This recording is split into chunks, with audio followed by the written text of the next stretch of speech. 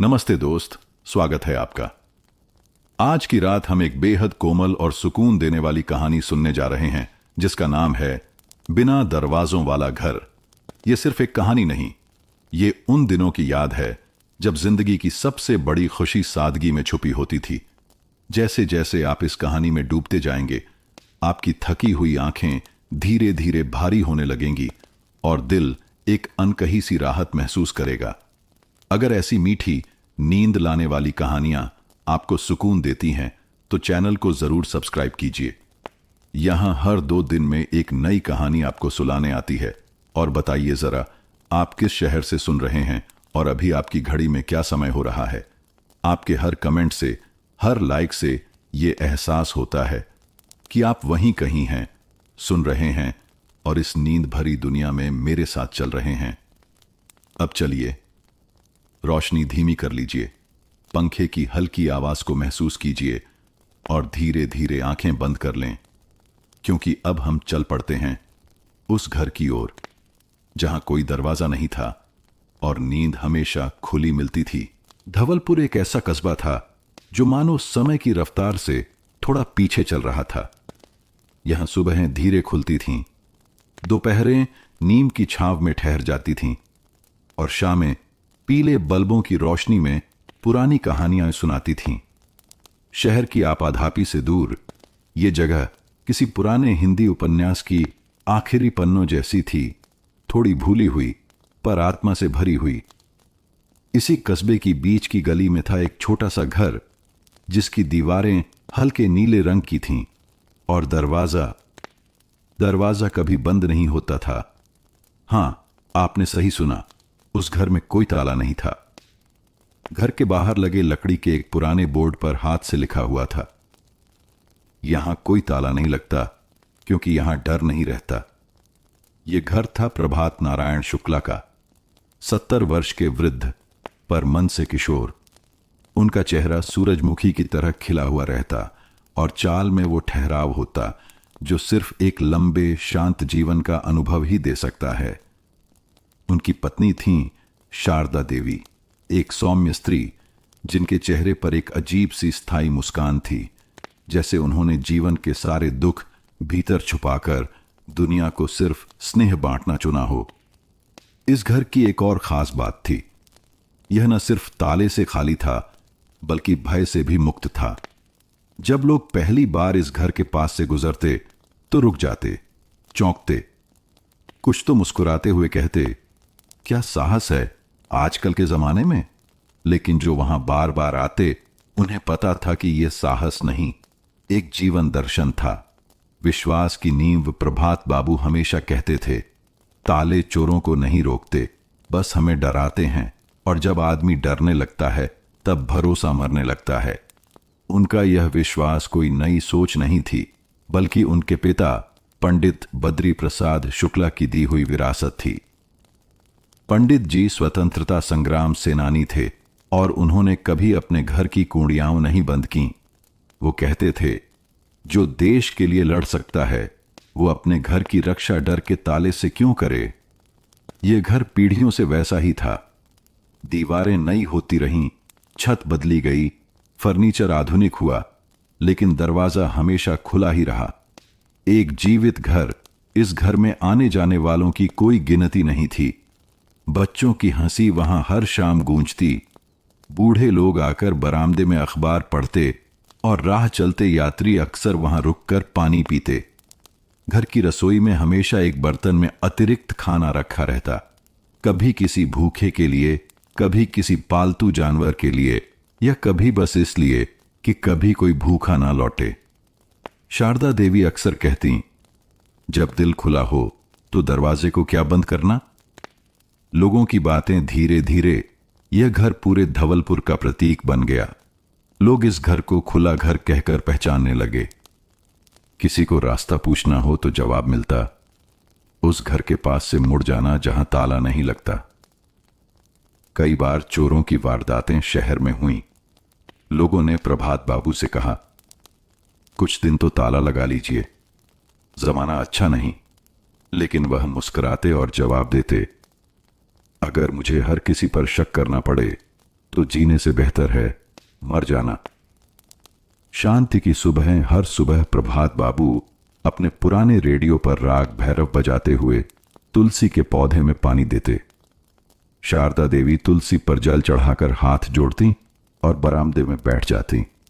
कभी कभी दोनों की बातचीत बहुत साधारण होती, जैसे आज चिड़ियाओं देर से आईं, लगता है बारिश होगी, या पिछली बार रामू का बेटा जो आया था अब बड़ा हो गया होगा, आवाज भारी हो गई थी उसकी। उनकी बातें साधारण थीं, पर उनका जीवन असाधारण। एक धीमी आहट पर जीवन जब बहुत शांत होता है तो जैसे कहीं कोई करवट लेता है। एक अजीब सी हवा बहती है जो कहती है कुछ बदलने वाला है। प्रभात बाबू को वो हवा महसूस हुई थी। एक शाम जब वो बरामदे में बैठे थे, उन्होंने देखा सड़क से एक अजनबी लड़का 2 बार उसी घर के सामने से गुजरा। उसकी चाल धीमी थी, आंखें चौकन्नी, और चेहरे पर वो बेचैनी थी जो शायद भूख, डर और अपराध बोध के मेल से पैदा होती है। प्रभात बाबू ने उसे गौर से देखा, लेकिन कुछ नहीं कहा। शायद उन्हें कुछ महसूस हुआ था। वो सुबह धवलपुर की किसी भी और सुबह जैसी नहीं थी।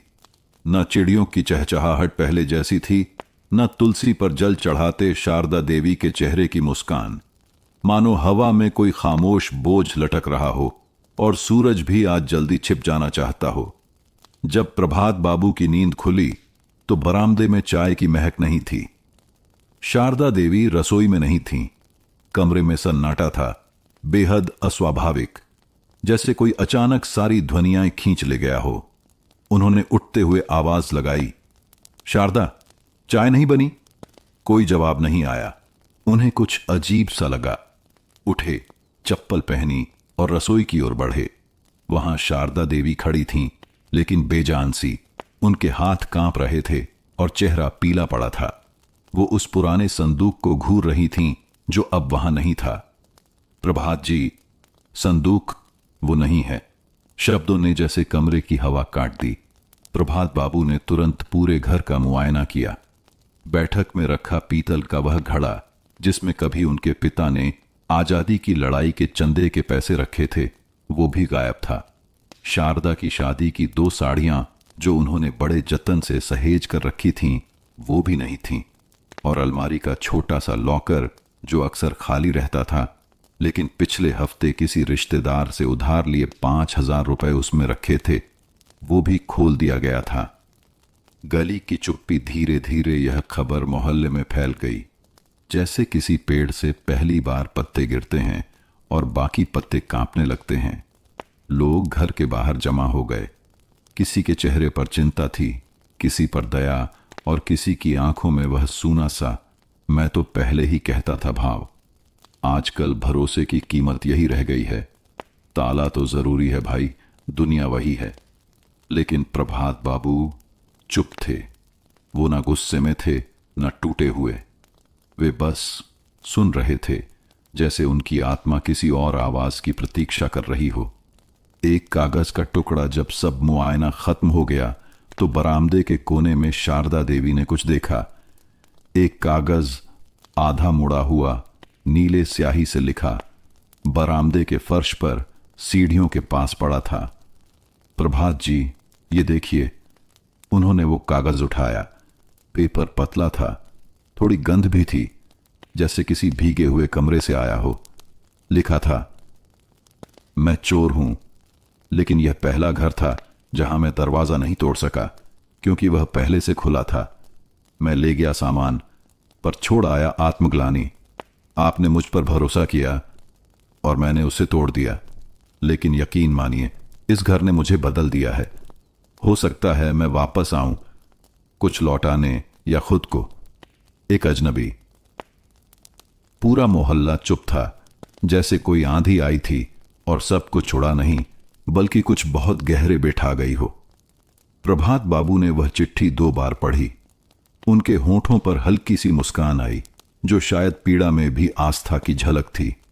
शारदा, इस चोरी में कुछ गया है, पर कुछ आया भी है। शारदा देवी ने कोई जवाब नहीं दिया, पर उनकी आंखें गीली थीं। भरोसे की पहली परीक्षा उस रात घर के दरवाजे पर कोई कुंडी नहीं चढ़ाई गई। मोहल्ले में कई घरों ने नए ताले खरीद लिए, खिड़कियों पर जाली लगवा ली और कुछ ने सीसीटीवी लगाने की बात शुरू की। लेकिन उस घर में सब पहले जैसा ही रहा। प्रभात बाबू ने फिर से तुलसी को जल दिया, शारदा देवी ने फिर वही बरामदे वाला आसन लिया और बच्चों के लिए पानी की बाल्टी अब भी वहीं रखी जाती रही। पर अब एक चीज बदल गई थी, वो चिट्ठी। वो चिट्ठी अब बरामदे की दीवार पर एक फ्रेम में टंगी थी, जैसे कोई शपथ पत्र हो, जैसे कोई आईना जो इंसान को उसका चेहरा दिखा दे। चिट्ठी जाने किस हाथ से लिखी गई थी, पर उसके शब्द सीधे दिल में उतर गए थे। उस दिन के बाद प्रभात बाबू रोज सुबह चिट्ठी के पास कुछ देर बैठते, जैसे किसी मौन संवाद में लिप्त हों, जिसे कोई और न समझे, बस एक बूढ़ा और उसकी आस्था। शारदा देवी कभी कभी उनसे पूछती, क्या आपको सच में लगता है वो लौटेगा? वो मुस्कुराते हुए कहते, जिस दिल में अपराध बोध जन्म ले लेता है वो कभी चैन से नहीं रह सकता। लौटेगा या खुद से भागता रहेगा। वो कौन था? उस अजनबी के बारे में कोई कुछ नहीं जानता था। पुलिस को सूचना देने की बात उठी, पर प्रभात बाबू ने इनकार कर दिया। अगर उसे सजा देने से बेहतर है उसे बदलने देना, तो मैं दूसरी राह चुनता हूं। मोहल्ले वालों ने इसे पागलपन कहा, पर धवलपुर में यह पहला पागलपन नहीं था। पहले भी बहुतों ने कहा था, इस घर का ताला न लगाना मूर्खता है, लेकिन शायद कुछ मूर्खताएं ही समाज की नींव बदल देती हैं। चोर की रात अब दृश्य बदलता है। चलिए उस तरफ चलते हैं जहां से चिट्ठी आई थी। एक तंग सी गली में रेलवे लाइन के पार टूटी हुई छत के नीचे एक लड़का बैठा था। नाम अर्जुन, उम्र लगभग 21 वर्ष। चेहरा झुलसा हुआ नहीं था, पर थका हुआ जरूर था। आंखें डरी हुई थीं, पर अब उनमें कुछ नया था, झिंक। उसने चोरी से जो रुपए लिए थे उनमें से आधे तो उसने फेंक दिए थे एक गटर में, बाकी उसके पास थे, पर वो उन्हें छू भी नहीं रहा था, जैसे वो अब अपने हाथों से डरने लगा हो। उसने खुद से कहा, मैंने कभी नहीं सोचा था कि कोई मुझ पर भरोसा करेगा। मुझे आदत थी बंद दरवाजों की, ताले तोड़ने की, पर वो घर, उसने मुझे चौंका दिया। उसे याद आया जब वो उस घर में दाखिल हुआ था। कोई आवाज नहीं, कोई डर नहीं। अलमारी खुली, संदूक सामने, कुछ रुपए हाथ में, और फिर उस दीवार पर टंगी तस्वीरें। एक में प्रभात बाबू अपने पोते के साथ हंसते दिख रहे थे, एक में शारदा देवी तुलसी के पास बैठी थीं और एक छोटे बच्चे को पानी पिलाते हुए। वो मेरे जैसे किसी को पानी पिला रही थीं, बिना सवाल पूछे। उसके हाथ कांपने लगे थे, पर वह सामान लेकर चला गया, क्योंकि भूख और आदत ने अब तक आत्मा से लड़ाई जीती थी। पर अब उसके भीतर कुछ हारने लगा था। चिट्ठी का जन्म अर्जुन ने वह चिट्ठी अगले दिन रात को लिखी थी। उसने एक पुराना कागज लिया, एक टूटी हुई पेन चुराई और पहला वाक्य लिखा, मैं चोर हूं। फिर एक एक शब्द जैसे उसके भीतर से टपकता गया। जब सुबह हुई तो वो चिट्ठी लेकर फिर उसी गली में लौटा। वहां खड़ा रहा। दूर से देखा कि घर के बुजुर्ग तुलसी को जल दे रहे हैं। उसने चुपचाप आकर चिट्ठी रख दी और चला गया। लेकिन उस रात से अर्जुन की नींद टूट गई थी। अब कोई उसे सजा नहीं दे रहा था, पर आत्मा का सवाल पीछा कर रहा था। प्रभात बाबू की प्रतीक्षा अर्जुन की कहानी से दूर। उधर प्रभात बाबू अब हर शाम एक दीपक दरवाजे के पास जलाने लगे थे। दीपक छोटा था, लौ धीमी थी, पर उसकी गर्मी किसी को रास्ता दिखाने के लिए काफी थी। एक शाम उन्होंने शारदा से कहा, मैं दीपक इसलिए जलाता हूं ताकि अगर वो लौटे तो अंधेरे में रास्ता न भटके। शारदा देवी ने पूछा, और अगर वो कभी न लौटे? वो बोले, तो कम से कम मेरे अंदर की रोशनी कभी बुझने न पाए। एक सप्ताह बीत गया। एक रात जब धवलपुर में गरज के साथ बारिश हो रही थी और हर घर की खिड़कियां बंद थीं, वो घर अब भी खुला था। बरामदे में रखे दीपक की लौ बारिश में कांप रही थी। अचानक एक आहट हुई। दरवाजे पर एक साया दिखाई दिया, गिला, कांपता, रुका हुआ, और फिर एक धीमी दस्तक। बारिश थमी नहीं थी। बिजली की चमक के बीच वो साया फिर दिखाई दिया, दरवाजे के बाहर, गीला और कांपता हुआ। भीतर दीपक की लौ भी अब बुझने के कगार पर थी, लेकिन बुझी नहीं, मानो वह लौ किसी प्रतीक्षा में अड़ी हुई थी। दरवाजे पर तीसरी बार हल्की सी दस्तक हुई। प्रभात बाबू ने धीरे से आंखें खोलीं। वे बैठक में सो रहे थे, लेकिन जैसे किसी अदृश्य ध्वनि ने उन्हें जगा दिया हो। शारदा देवी भी उठ गईं। दोनों ने एक दूसरे की ओर देखा, चुपचाप, बिना शब्दों के। प्रभात बाबू ने दरवाजे की ओर कदम बढ़ाए। उन्होंने दरवाजा खोला नहीं, क्योंकि वो पहले से खुला था। सामने खड़ा था एक लड़का, भीगा, थका और डरा हुआ। अर्जुन। मौन का पहला संवाद। प्रभात बाबू ने बिना कुछ पूछे उस पर एक नजर डाली। न घूरा, न टोका, बस देखा जैसे कोई किसान देखता है कि बीज फूट पड़ा है मिट्टी से। शारदा देवी ने एक पुराना तौलिया लाकर दरवाजे के पास रख दिया। कुछ भी नहीं कहा। अर्जुन ने हाथ जोड़ दिए। होंठ खुले, पर शब्द नहीं निकले। उसकी आंखों से एक आंसू टपका। वो पल ऐसा था जब तीन लोग साथ खड़े थे, और फिर भी पूरी दुनिया चुप थी। अंदर की ओर एक कदम प्रभात बाबू ने सिर हिलाकर कहा, भीतर आओ, ठंड लग जाएगी। अर्जुन ने पैर आगे बढ़ाया। बरामदे की चौखट पार करना उसके लिए किसी न्यायालय की सीढ़ियां चढ़ने जैसा था। वो अंदर आया। बैठक के कोने में शारदा देवी ने एक पुराना कंबल बिछा दिया। एक कटोरी में अदरक वाली चाय और एक थाली में गरम रोटियां रखीं। अर्जुन की आंखें वहीं रुक गईं। उसने हिचकते हुए पूछा, आप मुझे क्यों अंदर लाए? प्रभात बाबू मुस्कुराए। उनकी आवाज धीमी थी, पर स्थिर। क्योंकि तुमने दस्तक दी। चोर चुपचाप आता है बेटा, दस्तक देकर। रात का चुपचाप पुनर्जन्म। उस रात अर्जुन ने बहुत कम खाया, पर बहुत कुछ पी लिया। माफी, मौन और मानवता। शारदा देवी ने उसका सिर पोंछते हुए पूछा, कहां से आए हो? उसने सिर झुका लिया। भागा था सब जगह से, घर से, रिश्तों से, खुद से। और अब? प्रभात बाबू ने पूछा। अब लगता है शायद लौट सकता हूं। प्रभात बाबू ने कहा, कोई भी लौट सकता है, बस मन का दरवाजा खुला रखना पड़ता है। दीवार की ओर देखा। उसने अर्जुन की निगाह उस फ्रेम की ओर गई जिसमें उसकी चिट्ठी टंगी थी। उसे पढ़कर उसकी सांसें तेज हो गईं। आपने इसे हटाया क्यों नहीं? क्योंकि यह हमारी सबसे कीमती चीज बन गई है। अर्जुन की आंखें भर आईं। उसने कहा, मैं सब लौटा दूंगा जो ले गया था। प्रभात बाबू ने सिर हिलाया। जो ले गए थे वो लौटाना आसान है, जो छोड़ गए थे खुद को, उससे वापस लेना ही असली लौटना है। उस रात कुछ बदला रात बीत गई, लेकिन उस घर में एक नया सवेरा पहले ही जन्म ले चुका था। पहली बार अर्जुन चैन की नींद सोया। शारदा देवी ने उसके सिर के पास एक दीपक रखा। प्रभात बाबू ने खिड़की खुली छोड़ी, जैसे भरोसा अब फिर से बहने लगा हो। मोहल्ला नहीं जानता था कि उस घर में क्या हुआ, लेकिन अगले दिन जब कोई पूछता, वो चोर पकड़ा गया, प्रभात बाबू बस मुस्कुराते और कहते, नहीं, वो पकड़ा नहीं, समझा गया है। सवेरा जब धवलपुर पर फैला तो वो पहले जैसा नहीं था।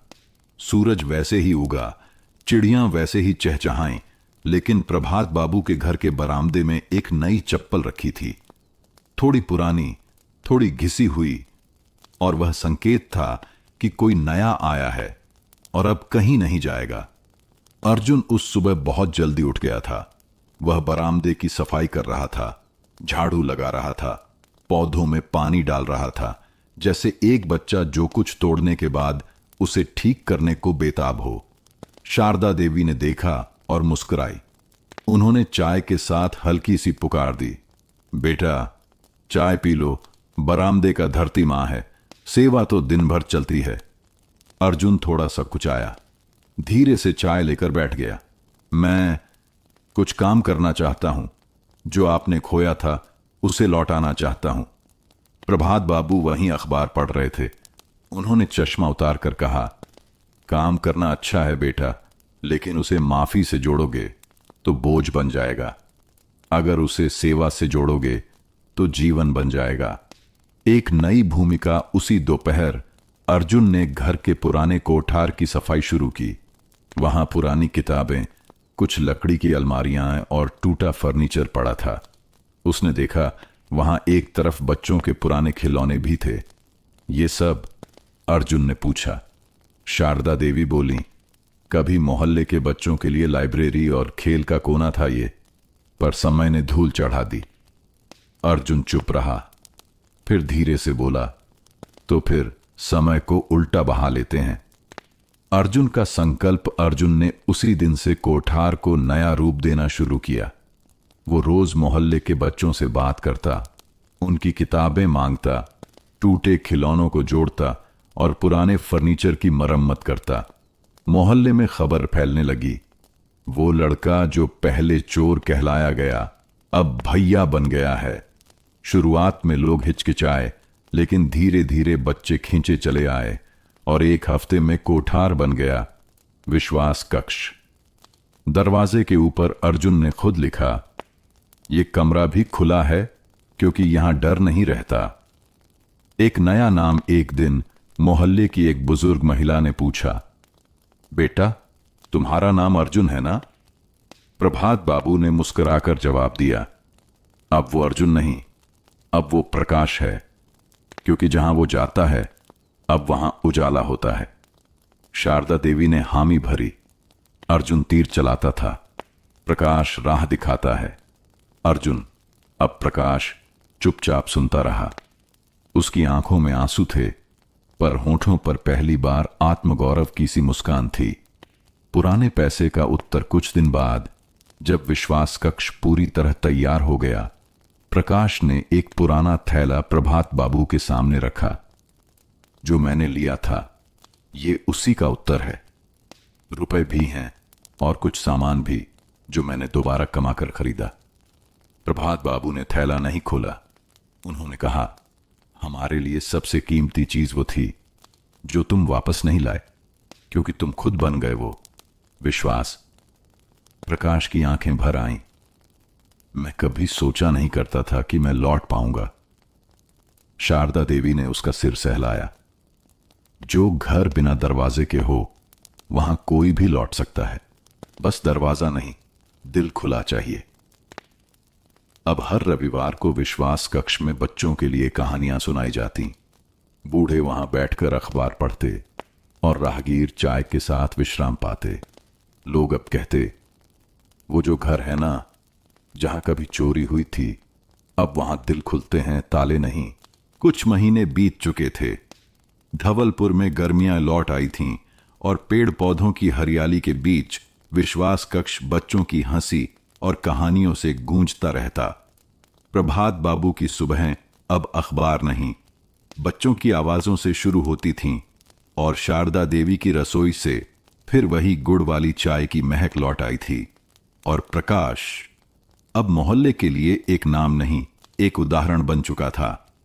एक सामान्य सी दोपहर। उस दिन दोपहर कुछ अलग नहीं थी। प्रकाश यानी पहले वाला अर्जुन किताबों की अलमारी को सही कर रहा था जब एक 8-9 साल की लड़की आई, नाम नेहा। उसकी आंखों में कुछ बेचैनी थी। भैया, ये कोई चिट्ठी गिर गई है। विश्वास कक्ष के दरवाजे के पास पड़ी थी। प्रकाश ने चिट्ठी ली। कागज पीला सा था, कोने मुड़े हुए, लेकिन अक्षर साफ थे। उसे खोलते ही जैसे हवा का रुख बदल गया। चिट्ठी में क्या था? मैंने भी कभी चुराया था, दूसरों का नहीं, अपना भविष्य। मैं जानता हूं आप कौन हैं, मैं जानता हूं आप क्या थे और अब क्या बन गए, लेकिन मुझे नहीं लगता कि मैं बदल सकता हूं। फिर भी अगर कभी हिम्मत हो तो क्या मुझे भी एक दरवाजा मिलेगा, एक और खोया हुआ इंसान। प्रकाश देर तक उस चिट्ठी को पढ़ता रहा। उसका मन जैसे फिर उसी मोड़ पर लौट गया जहां कभी वह खुद खड़ा था। चोरी के बाद अपराध बोध, भागते हुए मन और फिर उस खुले दरवाजे की दस्तक। प्रभात बाबू की सलाह। प्रकाश ने वह चिट्ठी प्रभात बाबू को दिखाई। उन्होंने गहरी सांस ली और कहा, अब तुझसे कोई उम्मीद कर रहा है प्रकाश। अब तू दरवाजा नहीं खटखटा रहा, दरवाजा बन गया है। प्रकाश ने पूछा, पर मैं क्या करूं? कौन है ये? शारदा देवी ने धीरे से जवाब दिया, पहले तूने चिट्ठी छोड़ी थी, अब कोई और वही राह ढूंढ रहा है। शायद वो तुझ तक पहुंचे जैसे तू हम तक पहुंचा था। प्रकाश का उत्तर अगले दिन विश्वास कक्ष के बाहर एक और चिट्ठी टांगी गई, लेकिन इस बार एक उत्तर के रूप में, यह घर अब भी खुला है, यहां ताले नहीं लगते और नाम नहीं पूछे जाते। अगर तुम लौटना चाहो तो दरवाजा खुला है, और दिल भी। एक और कभी खोया हुआ इंसान जो अब खुद दीपक बनना चाहता है। लोग उस चिट्ठी को पढ़ते और मुस्कुराते। बच्चे पूछते, भैया ये चिट्ठियां कहां से आती हैं? प्रकाश जवाब देता, वो आते हैं जहां लोग टूटते हैं और पहुंचते हैं जहां किसी को भरोसा होता है कि टूटे को जोड़ा जा सकता है। और फिर एक शाम, कुछ ही दिनों बाद, एक शाम जब सूर्यास्त हो रहा था और बरामदे के दीपक की लौ फिर जल रही थी, तो वहां एक नई दस्तक सुनाई दी। प्रकाश बाहर आया। सामने खड़ा था एक अधेड़ उम्र का आदमी, शक्ल थकी हुई, आंखें डरी हुई, लेकिन एक उम्मीद के साथ। उसने कोई शब्द नहीं कहा। प्रकाश ने मुस्कुराकर कहा, आप अंदर आ सकते हैं, यहां दरवाजे बंद नहीं होते। बरामदे में हल्की रोशनी थी, दीपक की लौ झिलमिला रही थी, और सामने खड़ा वह अधेड़ उम्र का आदमी, कंधे झुके हुए, चेहरे पर थकान की लकीरें और आंखों में वर्षों से दबे अपराधबोध की परछाई। प्रकाश उसे पहचान गया। उसने कहा नहीं, पर वह जानता था ये वही है जिसने चिट्ठी भेजी थी। नाम नहीं पूछे जाते। प्रकाश ने वही दोहराया जो कभी प्रभात बाबू ने उससे कहा था, यहां नाम नहीं पूछे जाते, सिर्फ इतना जान लिया जाता है कि तुम लौटना चाहते हो, और यही काफी है। उस आदमी की आंखें भर आईं। मैंने बहुत कुछ खो दिया है, खुद को भी, वह बोला। यहां बहुत कुछ पाया जा सकता है, प्रकाश ने मुस्कुराते हुए जवाब दिया, खुद को भी। नया मेहमान आदमी का नाम हरिचरण था। कभी गांव में स्कूल मास्टर रहा, फिर किसी घरेलू कारण से पीने लगा। धीरे धीरे नौकरी गई, सम्मान गया, फिर खुद से विश्वास भी चला गया। उसने कब और कैसे चोरी शुरू की उसे याद नहीं, पर एक दिन किसी ने उसका पीछा नहीं किया, सिर्फ एक चिट्ठी छोड़ दी, और उसी चिट्ठी ने उसका जीवन मोड़ दिया। विश्वास कक्ष में पुनः जन्म हरिचरण अब विश्वास कक्ष में बच्चों को हिंदी और गणित पढ़ाने लगा। उसकी काली स्लेट, जिस पर पहले जीवन की गलतियां लिखी थीं, अब बच्चों के उजले अक्षरों से भर रही थी।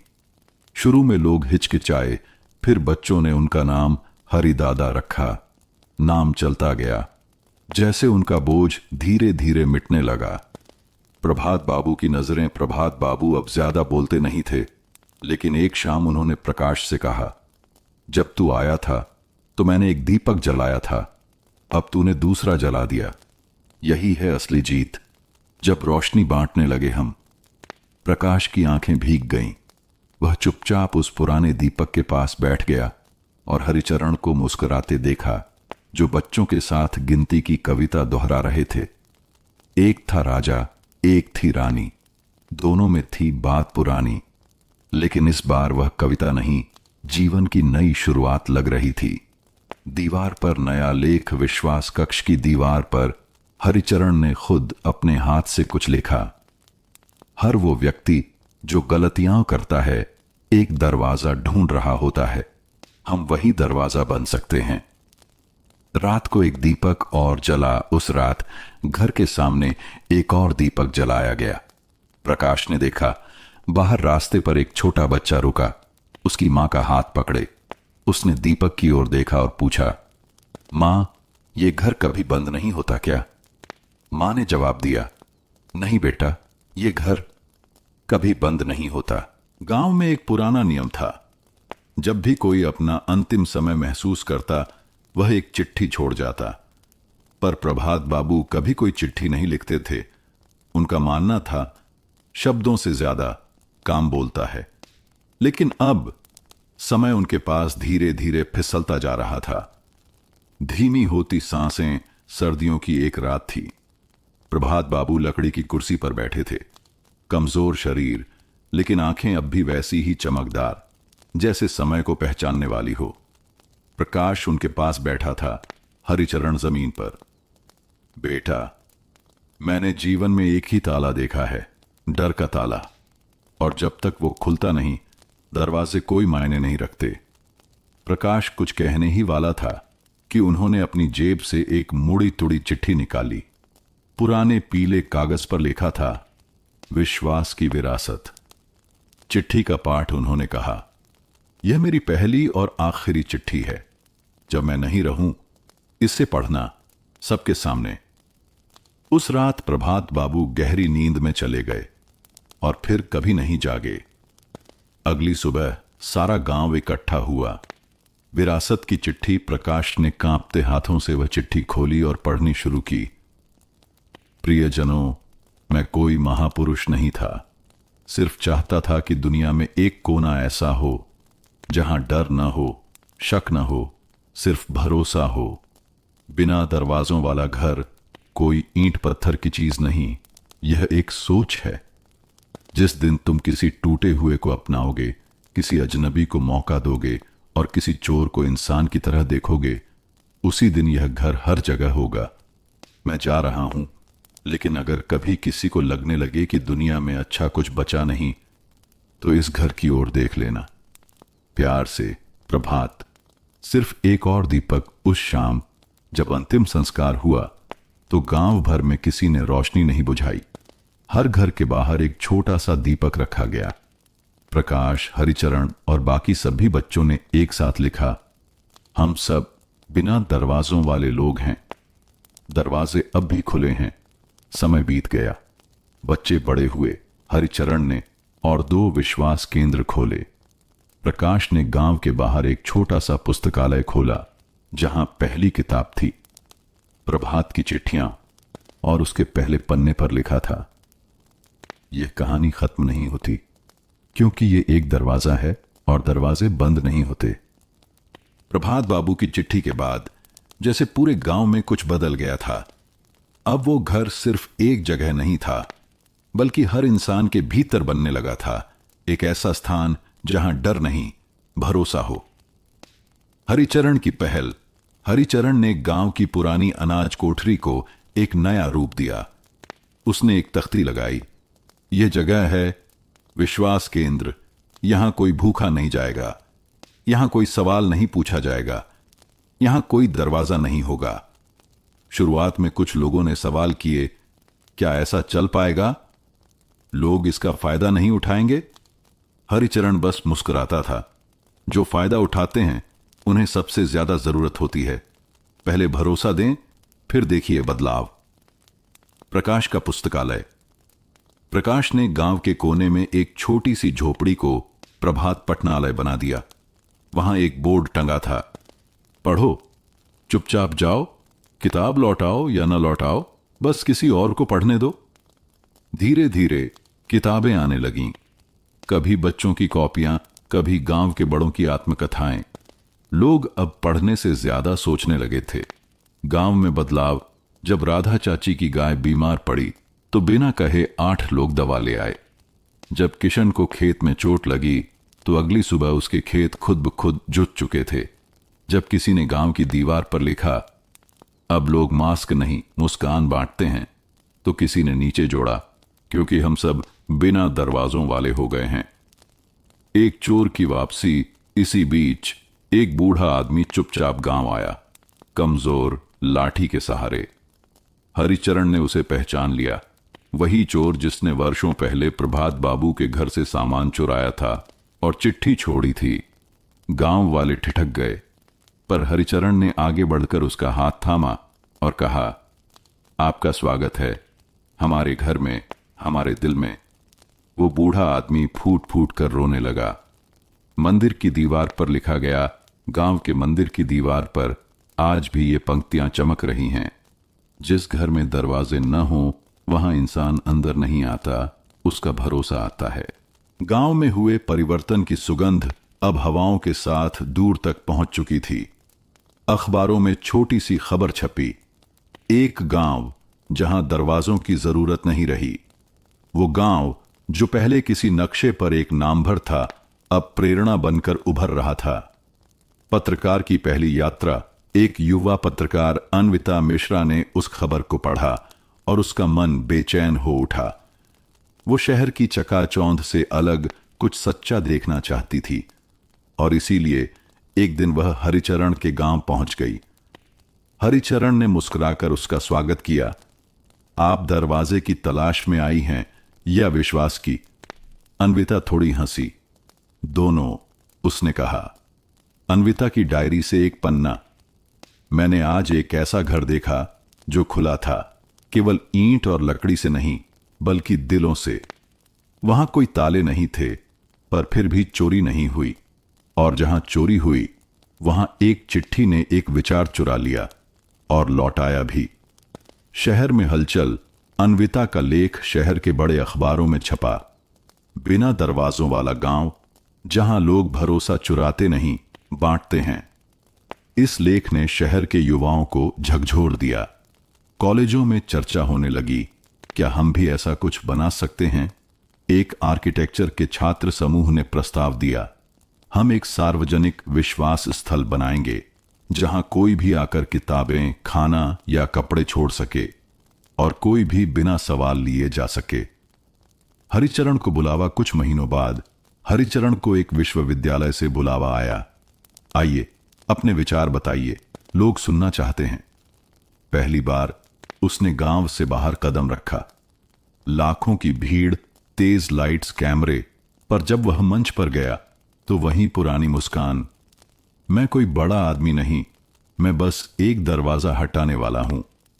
बात जो दिलों में घर कर गई। उसने कहा, अगर हम दरवाजे हटाना नहीं सीखेंगे तो दीवारें ऊंची होती जाएंगी, और जब दीवारें ऊंची हो जाती हैं तो इंसान बौना रह जाता है। श्रोताओं में सन्नाटा था, फिर तालियां बजीं, ऐसी जो सोच बदल दें। शहर में पहला विश्वास केंद्र। हरिचरण के शब्दों से प्रेरित होकर शहर के एक पार्क में एक छोटा सा कोना बनाया गया। एक छायादार बेंच, एक खुली अलमारी, एक बोर्ड, जो चाहिए ले जाओ, जो बचा है छोड़ जाओ। और बस एक नई यात्रा शुरू हो गई। हरिचरण का शहर में पहला कदम। शहर चमक रहा था। बड़ी इमारतें, तेज भागती गाड़ियां और हर चेहरे पर एक अजीब सी हड़बड़ी। हरिचरण एक पुराने झोले में कुछ किताबें और गांव की मिट्टी लेकर आया था। स्टेशन से बाहर निकलते ही उसे एहसास हुआ, यहां लोग एक दूसरे से टकरा जाते हैं पर आंखें नहीं मिलाते। यहां दरवाजे तो बहुत हैं, उसने सोचा, पर सबसे भारी ताले तो रिश्तों में हैं। राहुल, एक टूटे घर का लड़का। हरिचरण की मुलाकात हुई राहुल से। एक 16 वर्षीय लड़का जो हर रोज स्कूल से लौटकर एक चाय की दुकान पर बैठता था। हरिचरण ने पूछा, घर क्यों नहीं जाते? राहुल ने बिना देखे कहा, घर है पर माँ पापा एक दूसरे से बात नहीं करते, दीवारों में दरारें हैं और मन में भी। हरिचरण चुप रहा, फिर धीरे से पूछा, क्या कभी दरार में दीपक जलाया है? राहुल चौंका, क्या मतलब? जहां टूटन हो वहीं से रोशनी आती है, अगर हम वहां स्नेह रख दें। एक छोटा प्रयोग। हरिचरण ने राहुल को कुछ छोटे सुझाव दिए। एक कागज पर मां के लिए एक पंक्ति लिखो। आपको देखा तो सुबह की चाय जैसी गर्माहट याद आ गई। पापा के लिए एक छोटी चिट्ठी, आपके बिना ये घर खामोश लगता है। राहुल ने हिचकते हुए वो चिट्ठियां दरवाजे के नीचे से सरका दी। परिणाम, धीरे धीरे कुछ दिन तक कुछ नहीं बदला। फिर एक दिन राहुल ने देखा, टेबल पर चुपचाप एक किताब रखी थी जिस पर लिखा था, तुम्हारे लिए मां। और उस रात पापा ने कहा, चाय पिएगा बेटा? राहुल की आंखें नम थीं। हरिचरण के शब्द जैसे दीवारों के भीतर पहुंच गए थे। विश्वास की दरार से उजाला। हरिचरण ने उस मोहल्ले में एक दीवार चुनी जहां लोग अक्सर शिकायतें चिपकाया करते थे। उसने उसी दीवार पर लिखा, अगर कोई रिश्ता टूटा हो तो उसकी दरार में एक फूल रख देना। धीरे धीरे वहां रंग बिरंगे कागजी फूल लगने लगे। हर फूल के साथ एक छोटी चिट्ठी होती, माफ कर दिया, अब तुम्हारी याद मुस्कुराती है, चलो फिर से दोस्त बन जाए। शहर में बदलाव की बूंद एक रिपोर्टर ने लिखा। एक गांव से आए बुजुर्ग ने शहर में भी एक बिना दरवाजों वाली जगह बना दी, दिलों में। हरिचरण खुद चुपचाप चल रहा था। एक नया मोहल्ला, एक नया दिल और एक और टूटी जगह। गांव की खामोश रात। गांव के लोग अब भी उस चोरी को नहीं भूले थे। घर अब भी खुला था, पर अब हर कोई जरा सतर्क रहता था। तभी एक रात एक पुरानी साइकिल की आवाज आई, धूल उड़ती हुई, टायर चरमराते हुए, और फिर वही दरवाजा जो कभी बंद न हुआ, धीरे से चर्र की आवाज करता हुआ खुला। हरिचरण दरवाजे पर हरिचरण बाहर निकले और साय को देखा। एक दुबला पतला युवक, चेहरे पर थकान थी, आंखों में पश्चाताप, पैरों में टूटी हुई चप्पलें और पीठ पर एक खाली बोरी। हरिचरण ने पहचान लिया, वही लड़का था जिसने चिट्ठी छोड़ी थी। गांव में एक बार फिर सन्नाटा फैल गया। लोग खिड़कियों से झांकने लगे। हरिचरण की आंखों में सवाल नहीं था। हरिचरण ने केवल पूछा, थक गए हो? लड़का कांपती आवाज में बोला, हां, बहुत। हरिचरण ने दरवाजा पूरी तरह खोल दिया, जैसे कहना हो अब भी कोई ताला नहीं लगा। एक सभा बोली। अगले दिन गांव में पंचायत बुलाई गई। सबका मन भारी था, डर, गुस्सा, असहायता। लेकिन हरिचरण ने सभी से कहा, इसने चोर की तरह लिया, लेकिन एक इंसान की तरह लौट आया है। अगर हम इसका स्वागत न करें तो हम उस घर जैसे नहीं रहेंगे जो बिना दरवाजे के बना था। लड़के की सच्चाई उस युवक ने आंखों में आंसू ली कहा, मैंने वह सब कुछ लिया जो हाथ आया, पर चिट्ठी में जो आपने लिखा था, विश्वास कोई ताला नहीं, एक प्रकाश है, वो मुझे अंदर से तोड़ गई। मैं हर शहर में भागा, पर आपके शब्दों से नहीं भाग सका। गांव की प्रतिक्रिया। एक बुजुर्ग उठे, बोले, तूने गलती की, हां, पर तुझ में लौट आने की हिम्मत थी। तेरा स्वागत है, लेकिन अब तुझसे एक वादा चाहिए। युवक ने सिर झुका लिया। मैं यहीं रहूंगा, काम करूंगा और यह भरोसा लौटाऊंगा। उसका नाम? हरिचरण ने मुस्कुराकर पूछा। तुम्हारा नाम क्या है बेटे? लड़का बोला, आकाश। हरिचरण ने कहा, फिर तू अब इस घर का भी आकाश है। जैसे ये घर खुला है, अब तेरा मन भी खुला रहे। और उस रात गांव के लोग पहली बार उस चोर के लिए खाना लेकर आए। किसी ने रोटियां दी, किसी ने पुराने कपड़े और किसी ने एक कागजी फूल जिस पर लिखा था, विश्वास लौट आया, दरवाजा अब भी खुला है। गांव का नया सपना, जिस गांव ने कभी डर के साए में नींद खो दी थी, अब वहां उम्मीद की महक आने लगी थी। आकाश अब चुप नहीं रहता। वो रोज सुबह हरिचरण के साथ खेतों में जाता, बुजुर्गों के साथ बैठकर उनके अनुभव सुनता और सबसे ज्यादा गांव के बच्चों के साथ खिलखिलाता। पर एक दिन उसने कहा, मैंने लिया था बिना इजाजत, अब कुछ लौटाना चाहता हूं, बिना शर्त। रसोई की शुरुआत गांव के बीचों बीच एक पुरानी झोंपड़ी थी, कभी भंडार के लिए इस्तेमाल होती थी। उसे आकाश ने साफ किया, चूना पुताई की, दीवार पर एक लकड़ी की पट्टी टांगी। भरोसे की रसोई, जो चाहिए ले जाओ, जो बन पड़े छोड़ जाओ, कोई दरवाजा नहीं। गांव वालों की दुविधा शुरुआत में लोग हिचकिचाए, अगर सब लेकर चले गए तो? हरिचरण ने मुस्कुराकर कहा, ताले वाले घर में भी चोरी होती है। यहां अगर कुछ चुराया गया तो वो हमारी उम्मीद नहीं होगी, बल्कि हमारी परीक्षा। पहली रात रसोई में रखा गया था, एक बोरी चावल, 2 किलो दाल, कुछ आलू और एक कागज। जरूरत से ज्यादा मत लेना, पीछे कोई भूखा हो सकता है। अगली सुबह थोड़ा चावल गया था, थोड़े आलू भी, लेकिन एक नया पैकेट नमक और कुछ टमाटर रखे मिले। धीरे धीरे एक महिला ने आकर 2 रोटियां छोड़ी। एक लड़का स्कूल जाते समय गुड़ की डली रख गया। एक बुजुर्ग ने अपनी पेंशन से चाय पत्तियां दान की और वो रसोई चल पड़ी। बिना ताले, बिना चौकीदार। एक दिन एक खत, एक महिला ने एक नोट छोड़ा। मैं विधवा हूं, 2 बच्चे हैं। कभी लगता था दुनिया पत्थर है। इस रसोई से सिर्फ खाना नहीं, मैंने भरोसा पाया है। हरिचरण ने वो पंक्तियां गांव की चौपाल पर पढ़ी। लोग खड़े हुए, नारे नहीं, सिर्फ मौन सम्मान में।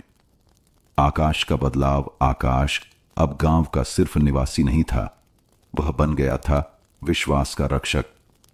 कभी जो चोरी करके भागा था, अब रोज दूसरों की थालियों में उम्मीद परोसता था। गांव की दीवार पर लिखा गया, भरोसा बंद दरवाजों में नहीं पलता, वह खुली बाहों, खुले दिल और खुली रसोई में जीता है। अफवाह की आंधी। रात के 8 बजे चौपाल पर एक दौड़ता हुआ लड़का आया। अम्मा कह रही थीं, शहर से कुछ अजनबी गांव में घुसे हैं और शायद भरोसे की रसोई को लूटने आए हैं। लोग सन्न रह गए। कुछ ने कहा, कहां था, ताला लगाओ। कुछ ने कहा, अब भी समय है। हरिचरण शांत रहे। बोले, जिस पर भरोसा नहीं था, हमने उसी से भरोसा सीखा था। अब भरोसे की रक्षा हथियार से नहीं, अपने दिल से करनी होगी। रात का पहरा। रसोई के पास कुछ युवा बैठ गए, पर हाथ में लाठी नहीं, बस चाय के कप और कहानियों की बुनाई। किसी ने कहा, अगर कोई आए तो पूछना, भूखा है क्या? किसी ने जोड़ा, अगर हां कहे तो पहले खाना देना। वो आए। रात करीब 2:30 बजे 3 परछाइयां दिखीं, धीरे धीरे पास आईं। एक आदमी, एक औरत और उनके साथ एक छोटा बच्चा। चौकी पर बैठे मोहन ने पूछा, भाई भूख लगी है क्या? आदमी रुका, कांपती आवाज में बोला, हम भागे हुए हैं, पेट में 2 दिन से कुछ नहीं गया, डर था कि लोग भगा देंगे। मोहन हंसा नहीं, डराया नहीं, बस कहा, आओ पहले कुछ खा लो, फिर सुना देना कहानी। सुबह की चिट्ठी। अगली सुबह रसोई में एक कागज पड़ा मिला। हम वो नहीं थे जिनसे डर था, लेकिन आपने जो दिया वो सिर्फ खाना नहीं था, आपने हमें इंसान होने का एहसास दिया। अब हम भी अपनी जगह एक भरोसे की रसोई बनाएंगे। गांव की प्रतिक्रिया। अब गांव को अफवाहें डराती नहीं थीं। अब वहां एक नया नियम था, जो डराता है उससे लड़ो नहीं, उसे भरोसे से जीत लो। हरिचरण की मुस्कान। हरिचरण ने आसमान की ओर देखा और कहा, शायद इसीलिए यह घर बिना दरवाजों वाला था, ताकि इंसान भीतर से खुल सके। सुभाष का हाथ। गांव के सरकारी स्कूल की सफेद दीवार अब कुछ पुरानी लगने लगी थी। छिलती हुई पलस्तर, धूप से फटी हुई सतह। एक दिन 7वीं कक्षा का छात्र सुभाष एक कोने में बैठा था, हाथ में कोयला था। टीचर ने डांटा, क्या दीवार गंदी कर रहा है? पर उसने जवाब नहीं दिया। लिखी गई बात। शाम को जब गांव वालों ने देखा तो उस दीवार पर एक पंक्ति चमक रही थी, अगर दरवाजे नहीं भी हों तो भी दिल बंद न होना चाहिए। सादा अक्षरों में लेकिन गहराई लिए हुए। गांव की प्रतिक्रिया। हरिचरण, रुक्मिणी, मोहन और कई अन्य लोग आए। कुछ ने मुस्कुराकर सिर हिलाया, कुछ बूढ़ों की आंखें भर आईं। सरपंच ने कहा, इस पंक्ति को मिटाना नहीं, ये हमारे गांव की पहचान है। नारा बन गया। अगले दिन स्कूल की प्रार्थना सभा में बच्चे बोले, हम वो गांव हैं जहां ताले नहीं हैं और दीवारें इबारत बन जाती हैं। शहर से पत्रकार आया, तस्वीर ली, अखबार में छपा, बिना ताले का गांव भरोसे का संदेश बन गया। सुभाष का सवाल। सुभाष ने हरिचरण से पूछा, दादा क्या एक बच्चा भी बदलाव ला सकता है? हरिचरण ने जवाब दिया, बदलाव कोई उम्र नहीं देखता, वो बस सच देखता है, और तूने सच्चाई लिख दी। संग्रहालय का निमंत्रण। कई महीनों बाद एक पत्र आया, राष्ट्रीय मानवता संग्रहालय, भोपाल से। हम आपके गांव की दीवार और उस पर लिखी इबारत को हमारे संग्रहालय में स्थान देना चाहते हैं। हरिचरण की प्रतिक्रिया। हरिचरण मुस्कुराए, हमें दीवार भेजने की जरूरत नहीं, हम वो भावना भेजेंगे जो हर दीवार को खुली किताब बना दे। गर्मी की एक दोपहर। 5 साल बीत चुके थे। गांव अब राज्य में मिसाल बन चुका था। बिना ताले वाला घर अब भी वैसा ही था, खुला, शांत और प्रेम से भरा। एक दोपहर जब रसोई में कुछ महिलाएं चावल धो रही थीं, एक अजनबी आदमी आकर चौखट पर खड़ा हो गया। चेहरा थका हुआ, कपड़े पुराने, आंखें झुकी हुईं। उसकी चुप्पी मोहन ने उसे देखा पर पहचाना नहीं। पूछा, कहिए भैया, कुछ चाहिए?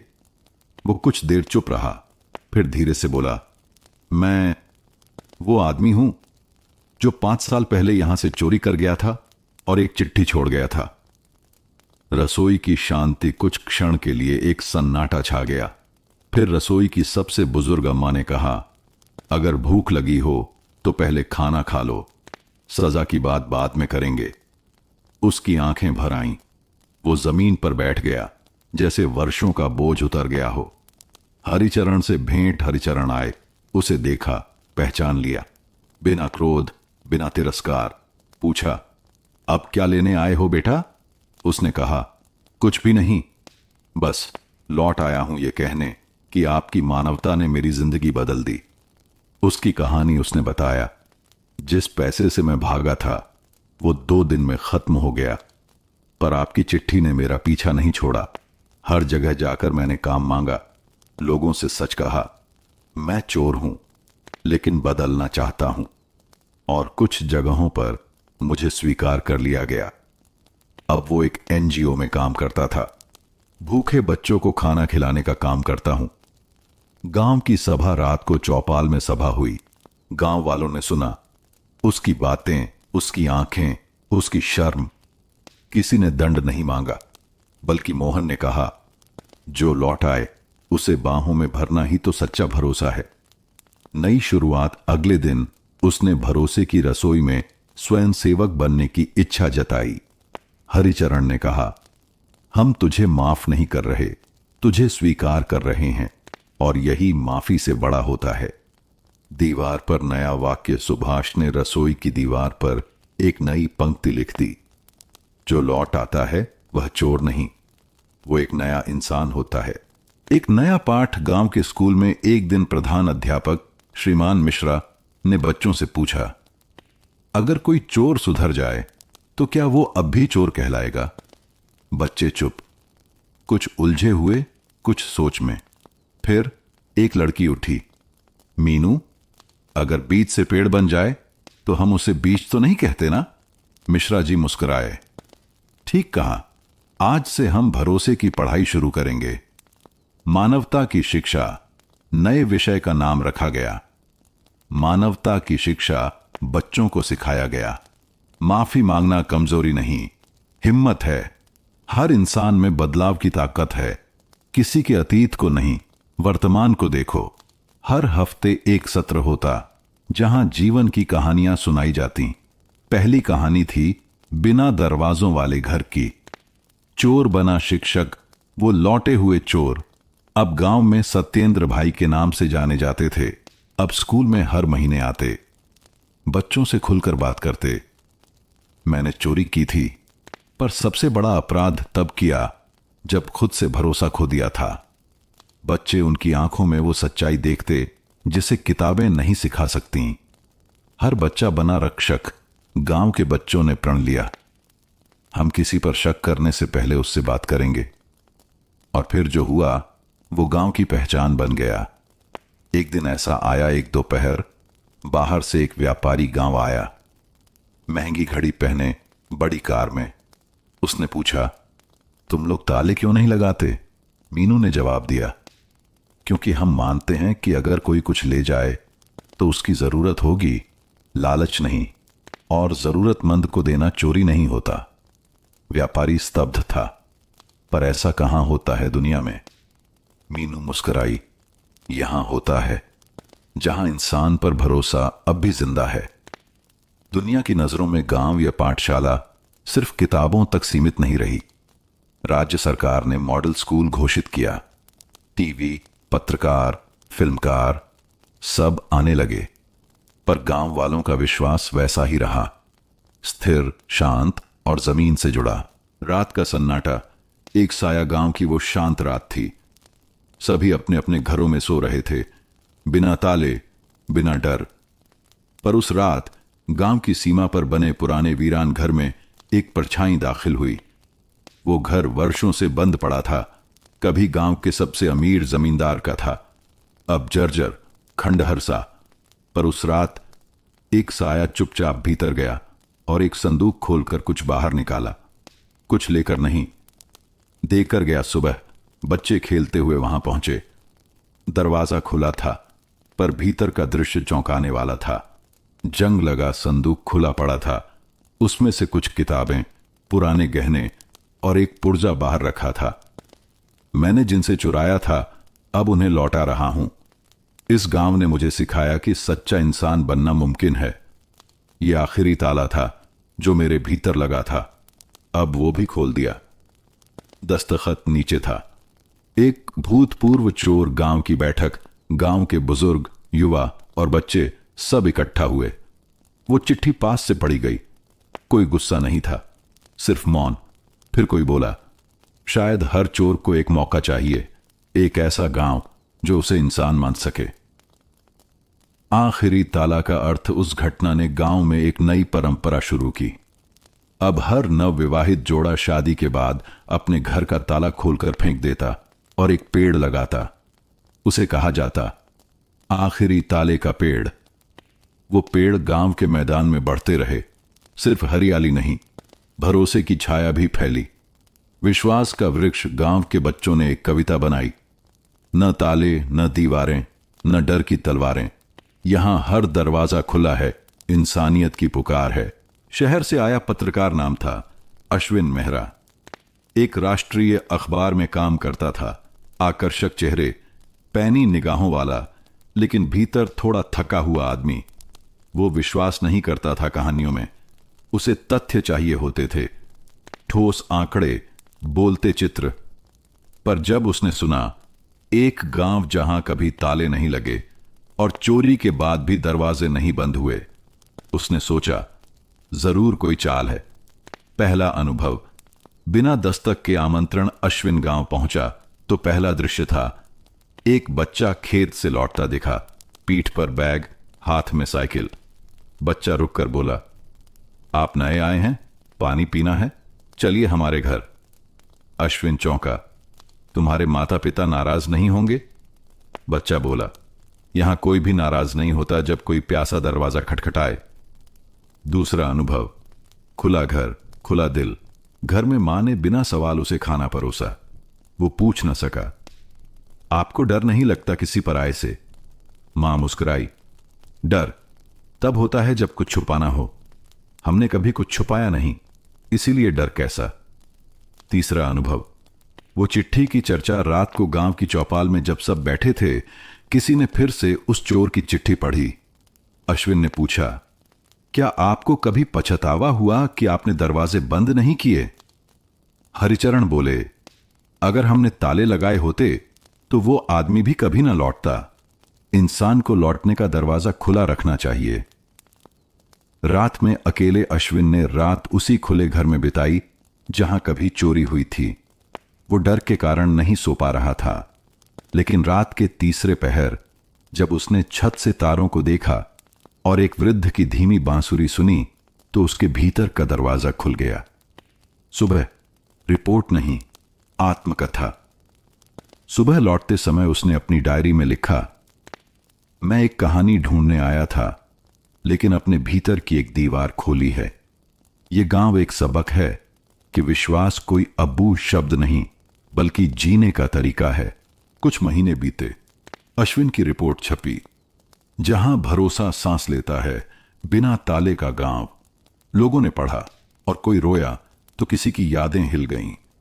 बहुत से लोग थे जो कभी इस गांव से गए थे, शहरों में, विदेशों में, जिन्हें लगता था गांव अब पुराना हो गया, वो प्रेम, वो अपनापन अब कहां। लेकिन अब वो लौटने लगे। लौटने वाले रेखा, राकेश और रमेश काका। रेखा, जिसने 10 साल पहले शादी के बाद शहर को चुना, अब 2 बच्चों के साथ लौटी। बोली, मैंने बच्चों को बहुत कुछ सिखाया, लेकिन भरोसे की भाषा नहीं सिखा पाई, अब यहीं सिखाऊंगी। राकेश आईटी कंपनी में काम करता था। बोला, हर दिन पासवर्ड बदलता था, लेकिन यहां रिश्ते बिना पासवर्ड के चलते हैं। यही असली सिक्योरिटी है। रमेश काका बूढ़े हो चले थे, 70 की उम्र में लौटे। कहते थे, अब शरीर थक गया है, लेकिन आत्मा यहीं चैन पाएगी। गांव में बदलाव, लेकिन आत्मा वहीं जिन्होंने पहले गांव छोड़ा था। अब वहीं लौटकर स्कूल खोले, पुस्तकालय बनाए, मिट्टी के घरों को नए रंग दिए, लेकिन ताले फिर भी नहीं लगे। वो जानते थे, जो सबसे सुरक्षित है वो दिल की दीवारों पर लिखा होता है, और वहां कोई चोर नहीं पहुंच सकता। चोर की दूसरी चिट्ठी। एक रात फिर किसी ने देखा, गांव के मंदिर के पास एक चिट्ठी पड़ी थी। लिखा था, मैं अब चोर नहीं रहा। आपने मुझसे चोरी करके मेरे भीतर का डर छीन लिया। अब मैं लोगों को सिखाता हूं कि खुलापन क्या होता है। किसी दिन लौटूंगा, एक दीपक लेकर उस दरवाजे पर जो कभी बंद नहीं हुआ था। बिना दरवाजों वाला घर, एक आंदोलन। अब ये गांव सिर्फ गांव नहीं रहा, एक प्रतीक बन गया।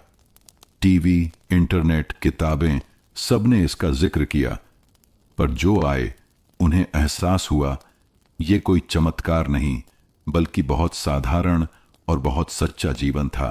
गांव की सर्द रात थी। मौन गहराता जा रहा था। चांद अधूरा था, लेकिन किसी के कदम पूरे थे। एक बूढ़ा आदमी, सर पर सफेद टोपी, हाथों में धीमी लौ वाला दीपक लिए हर घर के सामने रुकता था। दरवाजे नहीं थे, लेकिन वह फिर भी रुकता। जहां दरवाजा नहीं होता, वहां दहलीज और भी पवित्र हो जाती है। वो हर घर की सीढ़ी पर दीपक रखता, फिर सिर झुकाकर एक क्षण ठहरता। कोई जानता नहीं था उसका नाम। कभी किसी ने सवाल नहीं पूछा, वो बोलता भी नहीं। पर जब वो लौटता, सुबह तक पूरे गांव में दीपक जलते मिलते, और हर दीपक के नीचे एक पत्ता होता, नीम का पत्ता। लोग समझते, कड़वे सच के साथ जलती है सच्ची लौ। बच्चों की उत्सुकता, बच्चे उसके पीछे पीछे दौड़ते, पर वो धीमे चलता और एक बार पलटकर मुस्कुरा देता। एक दिन एक बच्चा पूछ बैठा, बाबा, आप ये दीपक क्यों रखते हो जब यहां कोई दरवाजा ही नहीं? उसने सिर पर हाथ रखा और धीरे से कहा, हर आत्मा का एक दरवाजा होता है, मैं वहीं दीपक रखता हूं। गांव में एक नई प्रथा, अब हर साल गांव के लोग दीप रात्रि मनाने लगे। हर घर के सामने एक दीपक, हर मन में एक स्मृति। उस रात कोई ताले नहीं लगाता, कोई डरता नहीं, कोई संदेह नहीं करता। अंत नहीं, आरंभ ये कहानी किसी चोर की नहीं, किसी घर की नहीं, बल्कि मानवता की कहानी थी। वो बूढ़ा आदमी कौन था? शायद वही चोर था, या कोई और, या फिर हम सबके भीतर का एक रूप जो हमें याद दिलाता है कि भरोसा खोने से पहले नहीं टूटता, वो तब टूटता है जब हम विश्वास करना बंद कर देते हैं। हमारी दूसरी कहानी है रिश्तों की उलझन। बूढ़ी सावित्री देवी की आंखें अब बहुत देर धागा नहीं देख पाती थीं, लेकिन उंगलियां आज भी ऊन के गोले से धागा खींचने में किसी कलाकार की तरह सधी हुई थीं। बरसों से बंद पड़े संदूक को आज उन्होंने खोला था। भीतर रखे पुराने ऊन के गोले, अध बुना एक नीला स्वेटर और एक जोड़ी बुनाई की सुइयां झूठी मुस्कान के साथ उनके सामने आ गए। नीला रंग उसे पसंद था, उन्होंने खुद से कहा, फिर गहरी सांस लेते हुए बुनाई शुरू कर दी। हर फंदा, हर गांठ एक चुप्पी थी जो बरसों पहले उनके और बेटे नरेंद्र के बीच आ खड़ी हुई थी। वो चुप्पी आज भी ताजी थी, जैसे कल ही कुछ टूटा हो। बरामदे में बैठे हुए वो बुनती गईं। रेडियो धीमी आवाज में पुराने गीत बजा रहा था, लेकिन अंदर कहीं एक आवाज गूंज रही थी जो नरेंद्र की थी। 7 साल से न सुनी गई, न बोली गई। मां, तुम्हें हर बात में टांग अड़ाने की जरूरत नहीं है, मैं अब बच्चा नहीं हूं। यही आखिरी वाक्य था जो घर छोड़ते वक्त उसने कहा था। सावित्री के हाथ कांपने लगे, सुई से एक फंदा छूट गया। लेकिन आज, सालों बाद, वो फिर से उसी अधूरे स्वेटर को पूरा करने बैठी थीं। क्यों? क्योंकि मन के भीतर एक गांठ तब तक नहीं खुलती जब तक ऊन के धागे से रिश्ता न बुन लिया जाए। बरसात की नमी से पुराना कमरा थोड़ा सीलन से भर गया था। दीवारों पर लगे काले धब्बे जैसे समय के साथ उग आए हों। हर एक में एक कहानी, एक मौन संवाद छिपा था। सावित्री देवी ने अपनी साड़ी के पल्लू से सुई को साफ किया और धागा फिर से चढ़ाया। पहला फंदा, पहली गांठ। यही गांठ थी जब नरेंद्र पहली बार बिना पूछे कॉलेज की फीस भरने के लिए पिताजी की जमा पूंजी से पैसे निकाल लाया था। उन्होंने डांटा नहीं था उस वक्त, बस नजरें झुका ली थीं। लेकिन उस दिन के बाद उन्होंने पहली बार बुनाई करना छोड़ा था। ऊन का वही गोला जो आज उनके हाथों में था, तब भी अधूरा रह गया था। कभी कभी रिश्ते बातों से नहीं, खामोशियों से उलझते हैं, उन्होंने मन में सोचा। तभी दरवाजे की घंटी बजी। धड़कनें जैसे एक पल को रुक गईं। क्या वो? फिर तुरंत ही ख्याल आया, नहीं, वो नहीं होगा। 7 साल में एक बार भी लौटकर नहीं आया, आज क्यों आएगा? दरवाजा खोला तो पड़ोस की सरला थी, हाथ में सब्जी की टोकरी लिए। अम्मा जी, हल्दी चाहिए थी। और आप फिर बुनाई कर रही हैं? सावित्री ने मुस्कुराकर सिर हिलाया। हां, सोच रही हूं इस बार पूरा कर ही लूं। सरला ने उनकी ओर देखा, फिर नीले ऊन की ओर। ये वही पुराना है ना जो नरेंद्र बाबू के लिए बन रहा था? सावित्री का हाथ रुक गया, गला कुछ कस गया। हां, अब उसकी माप से छोटा होगा शायद, लेकिन फंदों में तो अब भी उसी की गर्मी बसी है। सरला चुप हो गई, कुछ देर बैठी, फिर चली गई। कमरे में फिर वही मौन। सावित्री ने ऊन का गोला उठाया। हर गांठ एक शिकायत है और हर फंदा शायद एक क्षमा। अभी नीला स्वेटर फिर से बुनना शुरू हुआ ही था, और अतीत की परतें भी। सावित्री देवी की छोटी अलमारी में एक छोटा डिब्बा था, पुराने बिस्किट के टिन का डिब्बा, जिसे उन्होंने वर्षों से संभाल कर रखा था। उसमें कुछ अधूरी चिट्ठियां थीं। सभी नरेंद्र के नाम लिखी गई थीं, पर कभी पोस्ट नहीं की गईं। आज जब ऊन की तीसरी कतार शुरू हुई, उनकी नजर उस डिब्बे पर पड़ी। उन्होंने उसे खींचकर पास रखा और ढक्कन खोला। सारे कागज पीले पड़ चुके थे। स्याही कुछ जगहों पर धुंधली हो गई थी, पर शब्द अब भी तीखे थे, जैसे हर अक्षर में अधूरी ममता चुभ रही हो। बेटा नरेंद्र, उस दिन जो तुमने कहा, वो मेरे लिए सिर्फ एक बात नहीं थी, वो एक दीवार थी जो हमारे बीच खड़ी हो गई।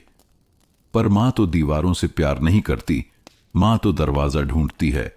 क्या कभी लौट कर आओगे? मां। सावित्री की आंखें भर आईं। उन्होंने चिट्ठी मोड़कर फिर डिब्बे में रख दी। चिट्ठियों से क्या फर्क पड़ता है जब जवाब कभी नहीं आता।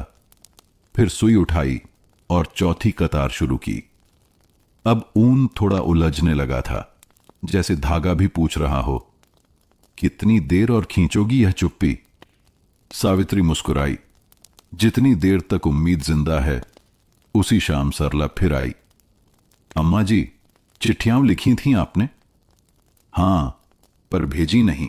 शायद डरती थीं कहीं मेरा लिखा भी उसे और दूर न कर दे। सरला बोली, कभी कभी चुप रहना ज्यादा खतरनाक होता है अम्मा। यह बात सावित्री को चुभ गई, लेकिन सच भी लगा। शायद अब एक नई चिट्ठी लिखनी चाहिए, उन्होंने धीमे से कहा। बरसात थम चुकी थी, मगर हवाओं में घुली मिट्टी की खुशबू अभी भी घर की दीवारों से टकरा रही थी। सावित्री देवी ने चौथा गोला खोल लिया। हल्का स्लेटी रंग, जो नीले स्वेटर के किनारों को गहराई देने वाला था। चूल्हे पर रखी केतली में पानी उबलने लगा। भाप ने कांच की खिड़की पर धुंध का जाल रच दिया, बिल्कुल वैसा ही जाल जैसे रिश्तों में उलझी अनकही बातें। उन्होंने स्लेटी धागे को नीले धागे से जोड़ते हुए पहली पंक्ति डाली, गांठ कसकर बांधी, फिर ठिठक गईं। नई गांठ, नई शुरुआत, उन्होंने खुद से कहा, और मेज पर कागज कलम रखे। एक नई चिट्ठी। प्रिय नरेंद्र, आज मैंने फिर वही स्वेटर बुनना शुरू किया है, जिसे कभी तुम्हारे लिए शुरू किया था। हर फंदे में मैं एक सवाल रखती हूं, तुम कैसे हो? यह स्वेटर पूरा होगा तो क्या तुम इसे पहनोगे? मां। स्याही अभी भीगी थी कि डाकिये की साइकिल की घंटी बज उठी। वे चौंक कर दरवाजे तक गईं। उम्मीद का एक छोटा सा आलोक आंखों में उभरा, पर डाकिया केवल बिजली बिल थमा गया। कागज के उस सफेद लिफाफे ने वैसी ही ठंडी चुप्पी ला दी जैसे बेटे के न आने पर खींच जाती थी। उन्होंने धीमे से बिल मेज पर रख दिया और चिट्ठी को मोड़कर लिफाफे में डाला, पर चिपकाया नहीं। भेजूं या न भेजूं? चुप्पी भेजने से टूटेगी या और बढ़ेगी? सुई फिर चल पड़ी। नीले स्लेटी फंदों की लय के बीच एक भूला बिसरा गीत हौले से होंठों पर आ बैठा। ऊंची नीची राहें तेरी, मां की दुआएं साथी। बीच में गलती से एक फंदा उलट गया। उन्होंने सुई रोकी, धागा ताना और उलझन सुलझाई।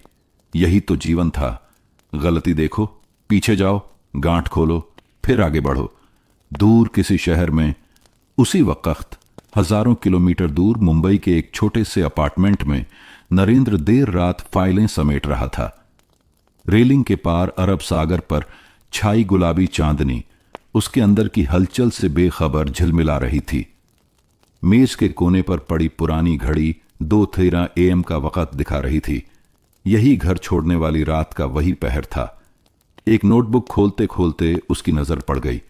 सफेद स्वेटर का अधबुना टुकड़ा जो वो अनजाने में साथ ले आया था। उंगलियों ने धागे की गांठें टटोली। हर गांठ के पीछे मां की गुनगुनाहट, रूठी सांसें सब एक साथ चुभने लगीं। उसने स्वेटर को वापस बंद कर दिया, पर यादें दूर नहीं हटती। एक कॉल करूं? उसने मोबाइल उठाया, पर स्क्रीन पर उभरे नंबर को दबा नहीं पाया। झिझक ने उंगली थाम ली। वापस गांव में नीला स्लेटी पैटर्न अब कलाई तक आ चुका था। सावित्री ने सुई हटा दी और टेबल पर रखी पुरानी एल्बम निकाली। मुस्कुराता बालक नरेंद्र पहली बार स्कूल जाते हुए हाथ हिलाकर टाटा कह रहा था। उस दिन उसने नीली स्वेटर पहनी थी, मां की ही बुनाई। उन्होंने धीरे से तस्वीर सहलाई, फिर आंखें बंद कर लीं। मन ही मन एक प्रार्थना की, मेरे बच्चे को हमेशा गर्माहट मिले, चाहे मेरी बाहें दूर ही क्यों ना हों। खिड़की के बाहर से हवा के साथ मंदिर की आरती की घंटियां सुनाई दी। स्लेटी धागा समाप्त हो चुका था। अब बारी थी अंतिम नीली किनारी की, रिश्ते की आखिरी परत, जहां गांठ नहीं केवल सिलाई होती है। उन्हें लगा अगर यह स्वेटर पूरा हो गया तो शायद चुप्पी भी सिल जाएगी। उन्होंने टेबल लैंप बुझाया, चिट्ठी को लिफाफे में बंद किया और इस बार चिपका दिया। कल सुबह पहली डाक से उनकी हथेलियों ने स्वेटर को सहलाया। फंदों से धीरे धीरे रात की नीरवता झरने लगी। कहीं दूर मोबाइल स्क्रीन पर नरेंद्र की उंगली मां के नाम पर ठहरी रही। समुद्र की लहरों की धीमी गूंज कमरे के सन्नाटे से टकरा रही थी, बिल्कुल वैसे ही जैसे मां बेटे की अनकहा संवाद मनों के सन्नाटे में गूंजता रहता है। रात एक नई गांठ बांधकर सो गई। सुबह की चाय का प्याला हाथ में लिए सावित्री देवी ने दरवाजा खोला तो धूप सीढ़ियों पर बैठी उनींदी आंखों से उन्हें देख रही थी। ऐसा लग रहा था जैसे आंगन भी जान गया हो। आज कुछ बदल रहा है। उन्होंने नीली चिट्ठी उठाई जिसमें हल्की सी गुलाबी साड़ी के रेशे अटक गए थे, जैसे मां की ममता ने भी खुद को उसमें बांध दिया हो।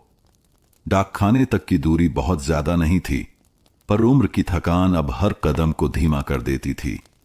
फिर भी आज उनका चलना अलग था। हर कदम के नीचे एक हल्की सी उम्मीद थी। सामने वही पुराना डाकखाना, लाल रंग की दीवारें, धूप से झुलसे हुए लकड़ी के खिड़की पल्ले। वहां बैठे बुजुर्ग बाबूजी ने उन्हें पहचान लिया। अरे सावित्री बहन, बरसों बाद आई। सावित्री मुस्कुराई। चिट्ठी भेजनी है बेटे को। बाबूजी ने हाथ बढ़ाया। नाम बताइए। नरेंद्र वर्मा। पता वही है जो पहले दर्ज था, मुंबई वर्सोवा का। उन्होंने कांपते हाथों से लिफाफा आगे बढ़ाया। बाबूजी ने उसे तौलकर टिकट चिपकाया और रजिस्टर में नाम लिखा। कोई जवाब आए तो हम खबर भेजेंगे बहन जी, उन्होंने भरोसा दिलाया। सावित्री ने हल्के सिर हिलाया। जब वापस मुड़ी तो हवा में हल्का सा सुगंध भरा था, जैसे पुराने दिनों की कोई स्मृति फिर से चल पड़ी हो। रास्ते में उन्होंने 2 गुलाब खरीदे, एक खुद के लिए, एक उस दीवार पर रखने के लिए जहां नरेंद्र की तस्वीर लगी थी। मुंबई की हलचल में, उधर मुंबई में नरेंद्र अपने ऑफिस के कैबिन में बैठा था। कंप्यूटर स्क्रीन पर ढेरों ईमेल्स की कतार, रिपोर्ट्स की चिन्हित गिनती और कानों में मैनेजर की निर्देशात्मक आवाजें, सब उसकी दुनिया का हिस्सा बन चुके थे। लेकिन आज उसकी आंखें बार बार खिड़की से बाहर दौड़तीं, जहां समुद्र अपनी लहरों से अजीब सी कहानियां कह रहा था। टी टेबल पर रखा अधबुना स्वेटर और मां की आखिरी राखी, जो बिना कुछ कहे हर साल आ जाती थी। क्यों नहीं लिखती अब, उसने मन में सोचा। फिर अचानक बिल्डिंग का सिक्योरिटी गार्ड दरवाजे पर आया। सर, पोस्ट आया है आपके नाम। नरेंद्र चौंका। पोस्ट? किसकी? कोई बूढ़ी अम्मा के नाम से है। बहुत धीमी आवाज में बोली थी कि बेटा इसे पढ़ेगा तो समझ जाएगा। नरेंद्र ने कांपते हाथों से लिफाफा लिया। वही मां की लिखावट, वही हल्का नीला रंग, अंदर जैसे बिजली कौंधी। उसने तुरंत दरवाजा बंद किया, लैपटॉप हटाया और लिफाफा खोला। चिट्ठी खुलती है। प्रिय नरेंद्र, स्वेटर पूरा हो रहा है। हर फंदे में तुझे याद किया, हर गांठ में तेरी चुप्पी को बांधा। क्या तू भी कभी अपनी सुई उठा पाएगा? शायद अब वो समय है जब मां की बातें तर्क से नहीं, प्रेम से सुनी जाए। लौटा, मां। नरेंद्र की आंखों में नमी आ गई। पल भर में वो सारा गुस्सा, सारा तर्क, सारी व्यस्तता तिनके की तरह उड़ गया। उसने फोन उठाया। उंगलियां कांप रही थीं। स्क्रीन पर वही पुराना नाम, मां। और इस बार उसने नंबर दबा ही दिया। फोन उधर गांव में बजा। सावित्री देवी बरामदे में बैठी स्वेटर का अंतिम फंदा बुन रही थीं। घंटी बजी। 1, 2, 3 बार। उन्होंने सुई नीचे रखी। हाथ कांपे, लेकिन फोन उठाया। हां? उधर से आवाज आई, मां। एक क्षण को समय ठहर गया। सावित्री देवी की आंखों में आंसू थे, लेकिन होंठ मुस्कुरा रहे थे। तेरा स्वेटर पूरा हो गया बेटा। फोन कट चुका था, पर कमरे में अब भी नरेंद्र की आवाज गूंज रही थी। मां। सावित्री देवी की उंगलियां अब भी कांप रही थीं। बरसों से जो हाथ सिर्फ ऊन की गांठें खोल रहे थे, आज एक भावनात्मक गांठ भी ढीली कर आए थे।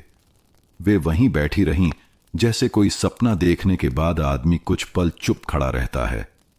फिर धीरे धीरे उन्होंने स्वेटर उठाया। अब पूरी बाहें जुड़ चुकी थीं, गर्दन की किनारी बस अधूरी थी। उन्होंने सुई थामी और नई ऊर्जा के साथ धागा फिर से चढ़ाया। अब स्वेटर तो समय पर पूरा करना होगा, वो आ सकता है।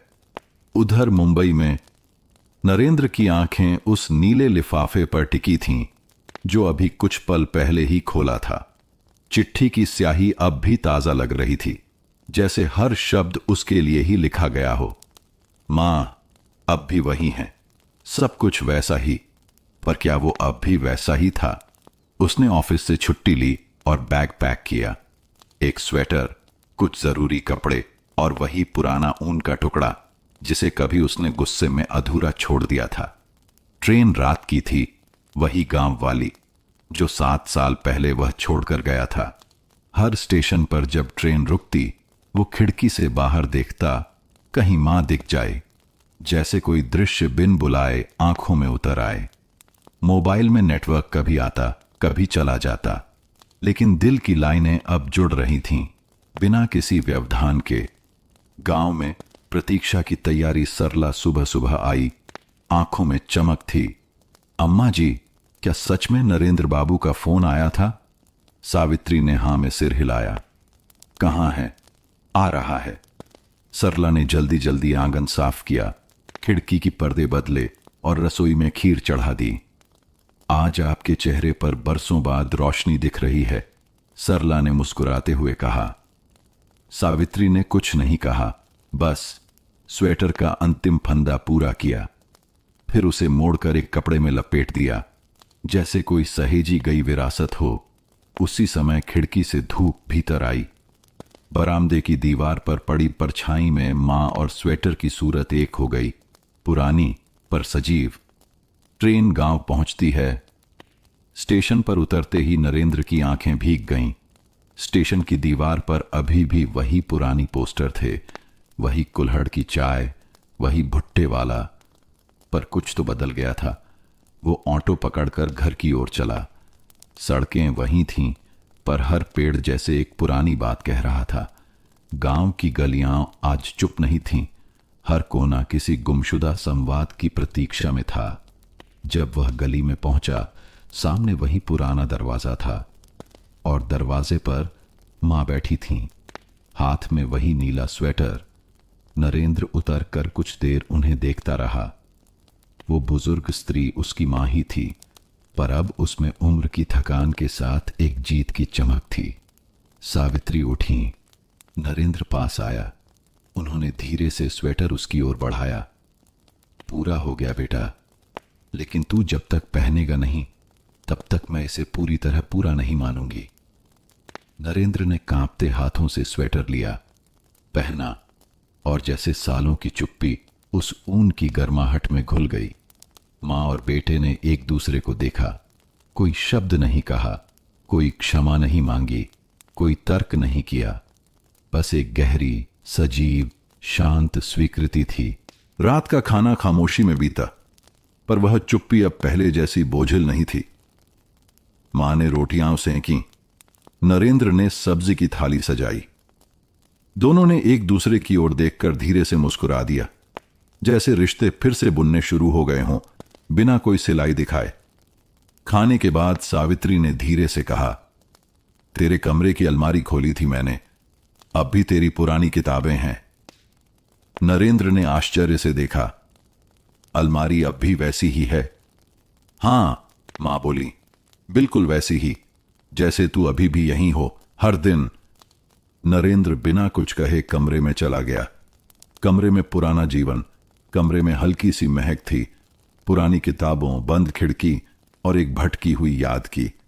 अलमारी खोली तो सामने वही भूगोल की किताब, पापा की पुरानी घड़ी और ऊपर के खाने में एक छोटी सी डायरी। उसने डायरी उठाई, खोला तो पहला पन्ना मां के हाथ से लिखा था, नरू के लिए। जब तू बड़ा हो जाएगा, ये डायरी तुझे याद दिलाएगी कि बचपन केवल समय नहीं होता, वो जीवन का सबसे ईमानदार हिस्सा होता है। पन्नों में मां की लिखी बातें थीं। उसके पहले शब्द, पहला स्कूल डे, पहली बार अकेले बाजार जाना, पहली चोट और पहली राखी। नरेंद्र की आंखें नम हो गईं। उसने पास रखे पुराने बक्से में देखा। वहीं रखा था उसका पहला झुनझुना, मां के हाथ से सिला छोटा तकिया और एक अधूरी चिट्ठी। उसने वह चिट्ठी निकाली। बेटा, मैं नहीं जानती कि हम कब और कैसे अलग हो गए। शायद जब तू बड़ा हो गया और मैं छोटी पड़ गई। पर जान कि मां कभी छोटी नहीं होती। वो बस खामोश हो जाती है ताकि बेटा बड़ा महसूस कर सके। मां, अगली सुबह। संवाद की सुई सुबह। जल्दी उठकर नरेंद्र ने चाय बनाई और मां के पास लाकर रखा। काफी कुछ बदल गया है, उसने कहा। बदलना बुरा नहीं बेटा, मां ने मुस्कुराकर कहा। बुरा तब होता है जब हम बदलकर भी खुद को भूल जाएं। चाय के घूंटों के बीच एक नई बातचीत शुरू हुई। नरेंद्र ने मां से पूछा, आप अकेली कैसे रह लेती थीं? मां हंसी। मैं अकेली नहीं थी बेटा, तेरी यादें हर कोने में थीं। बस तेरी आवाज नहीं थी, वो अब आ गई है। स्वेटर की अंतिम परख। नरेंद्र ने स्वेटर पहना और आईने में देखा। फिटिंग थोड़ी ढीली थी, लेकिन उसमें गर्मी थी, एहसास था। मां की उंगलियों की छाप थी। वह मुस्कुराया और बोला, मां, अब मुझे भी ऊन पकड़ना सिखाओ। मैं भी कुछ बुनना चाहता हूं, शायद हमारे रिश्ते का अगला हिस्सा। मां की आंखें चमक उठीं। बिल्कुल, लेकिन ध्यान रहे, हर गांठ में धैर्य चाहिए होता है। उस रात सावित्री ने खिड़की से झांका। आंगन में चांदनी उतर आई थी। अंदर नरेंद्र ऊन की सुई थामे बैठा था। पहला फंदा लगाते हुए उसकी उंगलियां कांपी, लेकिन मां ने हाथ थाम लिया।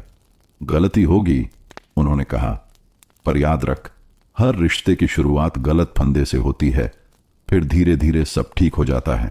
नरेंद्र अब हर शाम मां के पास बैठता, ऊन की सुई पकड़ता और नई बुनाई सीखता। शुरुआती उलझनों के बाद अब उसकी उंगलियां धागों से दोस्ती करने लगी थीं। एक दिन जब वो मां के पुराने संदूक से ऊन का गोला ढूंढ रहा था, तभी उसके हाथ एक पुरानी रेशमी थैली लगी। मां, ये क्या है? उसने पूछा। सावित्री चौंकी। उनकी आंखों में एक पल को कुछ ऐसा तैर गया जो नरेंद्र ने पहले कभी नहीं देखा था। झिझक, दर्द और एक छिपी स्मृति। वो मत खोलो, उन्होंने धीमे से कहा, पर नरेंद्र रुक नहीं पाया। उसने थैली खोल ली। अंदर एक नन्हा बच्चा स्वेटर था, पीले रंग का। साथ में एक छोटी सी फोटो, दो छोटे बच्चे, दोनों बिल्कुल एक जैसे, जुड़वां। नरेंद्र ठिठक गया। ये कौन है मां? सावित्री ने गहरी सांस ली। वक्त आ गया है तुझे बताने का। पुराना पन्ना, एक और गांठ। तेरा एक भाई था, सावित्री ने धीमी आवाज में कहा। नाम था निखिल। तुम दोनों जुड़वां थे, लेकिन एक बुखार आया जब तुम 2 साल के थे। डॉक्टर दूर था, गांव में दवा नहीं मिल पाई और आंखें भर आईं। निखिल चला गया। नरेंद्र अवाक बैठा रहा। मां, आपने कभी बताया नहीं? कैसे बताती? एक बेटे को खोकर दूसरा जो बचा था उसे सीने से लगा लिया था, पर उस प्यार में डर भी था, खोने का, चुप रहने का, बांध कर रखने का। शायद वही डर हमें दूर ले गया। नरेंद्र ने पहली बार मां की चुप्पी की जड़ देखी थी। वो चुप्पी सिर्फ उसकी गलतियों की नहीं थी, वो गम की तह में बसी थी। स्वेटर की दूसरी परत। उस रात नरेंद्र ने उस पीले बच्चे स्वेटर को अपनी गोद में रखा और पहली बार ऊन की नई सिलाई शुरू की। मां के साथ नहीं, मां के लिए। क्या कर रहा है? मां ने पूछा। एक स्वेटर बनाऊंगा, निखिल के नाम का। जो आप अधूरा छोड़ आई थीं, उसे पूरा करना मेरा फर्ज है। सावित्री ने कुछ नहीं कहा, बस सुई थामी और उसके पास बैठ गईं। ये स्वेटर कभी कोई पहनेगा नहीं, उन्होंने कहा, लेकिन हर फंदे में वो होगा जो हम दोनों ने खोया और फिर भी साथ रखा। एक नई गांठ। समझ का नाम। अगली सुबह नरेंद्र ने गांव के पुराने मंदिर में जाकर एक दिया जलाया। उस दिए के सामने रखा था अधूरा पीला स्वेटर और एक छोटा कागज। भाई, तुम नहीं रहे, पर मां का डर आज भी तुम्हारे आकार में हमारे बीच था। अब मैं उसे भी बांध रहा हूं, एक नई गांठ में, जिसमें दुख नहीं, समझ है। तेरा भाई। घर लौटते वक्त मां ने आज पहली बार नरेंद्र से कहा, अब तुझसे कोई उलझन नहीं रही। अब तेरे हर फंदे में वो गर्मी है जो रिश्ते मांगते हैं। सुनना, समझना और कभी कभी सिर्फ साथ बैठ जाना। नरेंद्र ने मुस्कुराकर कहा, ऊन की गांठें अब सुलझने लगी हैं मां। शायद अब समय है एक नया स्वेटर बुनने का, जिसमें न शिकवा हो, न गलती, बस हम हों। अब सावित्री देवी के चेहरे पर एक नई चमक थी। उम्र भले ही शरीर को थका दे, लेकिन जब मन हल्का होता है तो चेहरे पर एक जानी पहचानी रोशनी लौट आती है। एक शाम जब नरेंद्र बुनाई के लिए ऊन की नई डलियां लेकर आया, तो मां बरामदे में एक पुरानी कॉपी में कुछ लिख रही थीं। मां, अब क्या बुन रही हो? सावित्री ने बिना सिर उठाए जवाब दिया, अब ऊन नहीं, यादें बुन रही हूं। तुम्हें बताना है ना कि मैं मां कैसे बनी, कैसे टूटी और फिर कैसे जुड़ गई। नरेंद्र उनके पास आ बैठा। यह डायरी है? नहीं, उन्होंने मुस्कुराकर कहा, पत्रिका के लिए कहानी भेज रही हूं। नाम है ऊन की गांठें। नरेंद्र ठिठका। वही नाम जो तुम्हारी बुनाई की हर परत में था। गांव में नया सपना। इसी बीच नरेंद्र के मन में एक नया विचार आकार ले रहा था। वो हर दिन बुनाई सीखते सीखते सोचता, मां की उंगलियों में जितनी कारीगरी है उतनी तो किसी प्रोफेशनल डिजाइनर में नहीं होती। एक दोपहर उसने मां से पूछा, अगर गांव की औरतों को यह कला सिखाई जाए तो क्या वो भी अपनी गांठें सुलझा पाएंगी? मां चौंकी, फिर धीरे से बोली, ऊन से बस कपड़ा नहीं बनता बेटा, वो एक सुनने की प्रक्रिया है। जब कोई स्त्री बुनाई करती है तो उसमें वो सब बुन देती है जो वो कह नहीं पाती। नरेंद्र की आंखों में चमक आ गई। अगले ही हफ्ते गांव के पंचायत भवन में एक पोस्टर लगा, बुनाई सीखें, ऊन से रिश्ते बांधें, नरेंद्र वर्मा और सावित्री देवी द्वारा सिखाया जाएगा। पहली कक्षा, कहानियों से बुना ज्ञान। पहली ही कक्षा में 10 महिलाएं आईं। कोई विधवा थी, कोई बहू, किसी के पति शहर गए थे तो किसी के बेटे बात नहीं करते थे। सावित्री देवी ने ऊन के गोले सभी को बांटे। आज कोई पैटर्न नहीं सिखाया जाएगा, उन्होंने कहा। सिर्फ एक गांठ बांधिए और सोचिए वो किस याद से जुड़ी है। धीरे धीरे महिलाएं बुनने लगीं और उसी के साथ खुलने लगीं। किसी ने मां की याद में गांठ बांधी, किसी ने खोई हुई बेटी के लिए और किसी ने अपने भीतर की थकान के लिए। बुनाई कक्षा धीरे धीरे कहानी कक्षा बन गई। मां की कहानी प्रकाशित कुछ हफ्तों बाद सावित्री देवी की कहानी एक हिंदी पत्रिका में प्रकाशित हुई।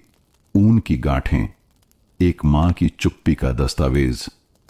नरेंद्र ने वह पत्रिका शहर भेजी, अपने दोस्तों को, पुराने सहपाठियों को। कई ने फोन किया, कुछ ने ईमेल। एक लेख ने उस गांव की बुजुर्ग मां को लेखक बना दिया था। अब सावित्री देवी की ऊन की दुकान गांव की महिलाएं चलाती थीं। नाम रखा गया, गांठ रिश्तों की बुनाई। एक शाम की बात, नरेंद्र और मां आंगन में बैठे थे। चाय के साथ स्वेटर का पैकेट था। इस बार किसी ग्राहक के लिए नहीं, बल्कि एक नवजात के लिए। किसके लिए? मां ने पूछा। नरेंद्र ने धीमे से मुस्कुराते हुए कहा, शहर में एक दोस्त की बेटी हुई है। पहली बार कोई स्वेटर मैं खुद पूरा बुन रहा हूं, पर हर फंदा तुमने सिखाया है मां। सावित्री की आंखें भर आईं। अब तू वही कर रहा है जो मैंने जीवन भर किया, बिना कहे अपने हिस्से की गर्मी बांटना। सर्दियों की एक सुबह थी। हल्की धूप आंगन में पसरी थी। मां सावित्री देवी की उंगलियां आज भी ऊन में उलझी थीं, पर अब वो पहले जैसी तेज नहीं थीं। उम्र अब उनके कंधों से झांकती थी, लेकिन उनकी आंखों में एक गहरा सुकून था। नरेंद्र ने धीरे से पूछा, मां, आज क्या बुन रही हो? मां मुस्कुराईं। एक आखिरी स्वेटर, पर यह किसी के लिए नहीं है, ये मेरे लिए है। जब मैं इस घर से जाऊं तो मेरे पास भी कुछ हो जो मैंने अपनी चुप्पियों से बुना हो। नरेंद्र कुछ नहीं बोला, बस उनके पास बैठ गया। उनकी बुनाई की लय अब धीमी हो चुकी थी। हर फंदे के साथ वो जैसे कोई अधूरी बात पूरी कर रही थीं। अंतिम गांठ बांधते हुए उन्होंने ऊन की डलियों को देखा। अब इनमें कुछ बाकी नहीं रहा। नरेंद्र ने धीरे से स्वेटर को उनके हाथों से लिया और उसे तहकर उनके पलंग पर रख दिया। ये सिर्फ ऊन नहीं है मां, ये आपके जीवन का दस्तावेज है। विदाई की रात, उसी रात मां ने नरेंद्र को पास बुलाया। एक वादा करोगे? क्या मां? जब मैं न रहूं तो ये स्वेटर किसी को देना मत, इससे मेरे पास ही रखना। मैं नहीं चाहती कि मेरी चुप्पियां अब किसी और की हों। नरेंद्र ने सिर हिलाया। मां, आपकी चुप्पियां अब शब्द बन चुकी हैं, कहानी बन चुकी है। वो हर गांठ अब लोगों को समझ में आने लगी है। सावित्री ने मुस्कुराकर आंखें मूंद लीं और फिर उनकी सांसें धीरे धीरे थम गईं। आखिरी बुनाई कुछ हफ्तों बाद गांव में उनकी याद में एक छोटा सा केंद्र बना। ऊन की गांठें, रिश्तों की कहानी, जहां महिलाएं न सिर्फ बुनाई सीखतीं बल्कि अपने मन की गांठें खोलतीं। नरेंद्र अब हर दिन वहां आता, बच्चों को भी ऊन से खेलना सिखाता। स्वेटर जो मां ने बुना था अब एक कांच के फ्रेम में लगा हुआ था। उस पर एक कागज की चिट। हर गांठ एक चुप्पी थी, पर अब वो शब्द बन चुकी है, समापन। जब ऊन जीवन बन जाता है, ऊन की गांठें अब सिर्फ एक कहानी नहीं रही, वो एक चुप्पी से संवाद तक का सफर बन गई थी। नरेंद्र जब भी नई बुनाई शुरू करता, मां की आवाज उसके भीतर गूंजती, धैर्य से बुन बेटा, ऊन भी समझता है कब मन सच्चा है। और यूं एक मां की खामोशी ने पूरे गांव की आवाज बन ली।